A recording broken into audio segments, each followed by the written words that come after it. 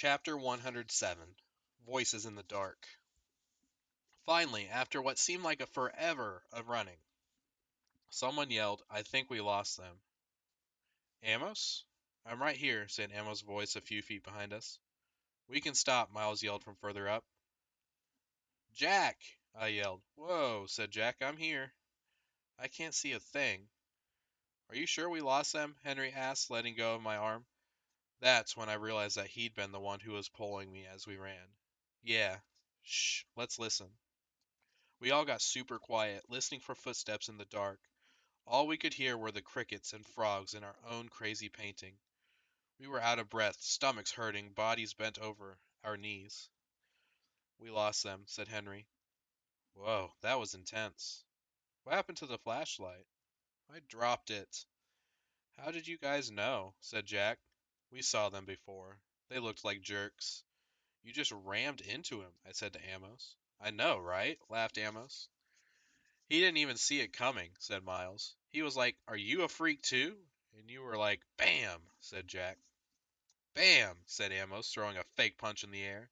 But after I tackled him, I was like, "Run, Amos, you schmuck. He's 10 times bigger than you."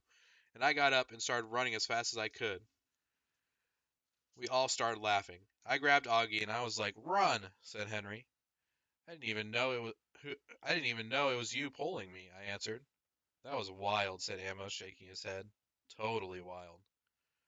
"Your lip is bleeding, dude." "I got in a couple good punches," answered Amos, wiping his lip. "I think they were 7th graders. They were huge." "Losers," Henry shouted really loudly, but we all shushed him. We listened for a second to make sure no one had heard him. "Where the heck are we?" asked Amos. "I can't even see the screen." "I think we're in the cornfields," answered Henry. "Duh, we're in the cornfields," said Miles, pushing a cornstalk at Henry.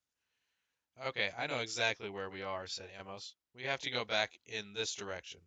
That'll take us to the other side of the field." "Yo, dudes," said Jack, hand high in the air. "That was really cool of you guys to come back for us. Really cool. Thanks." "No problem," answered Amos, high-fiving Jack, and then Miles and Henry high-fived him too. "Yeah, dudes, thanks," I said, holding my palm up like Jack just had, though I wasn't sure if they'd high-five me too.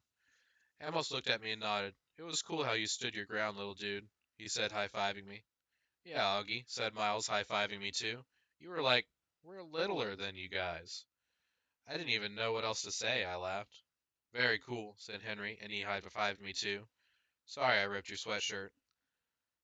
I looked down and my sweatshirt was completely torn down the middle. One sleeve was ripped off, and the other was so stretched out it was hanging down to my knees. "Hey, your elbow's bleeding," said Jack. "Yeah," I shrugged. It was starting to hurt a lot." "You okay?" said Jack, seeing my face. I nodded. Suddenly I felt like crying, and I was really trying hard not to do that. "Wait, your hearing aids are gone," said Jack. "What?" I yelled, touching my ears.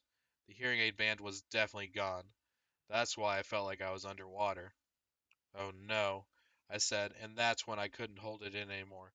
Everything that had just happened kind of hit me, and I couldn't help it.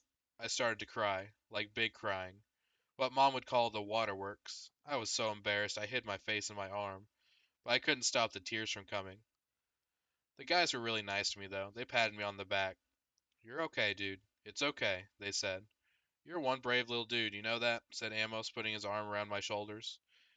And when I kept crying, he put both his arms around me, like my dad would have done, and let me cry.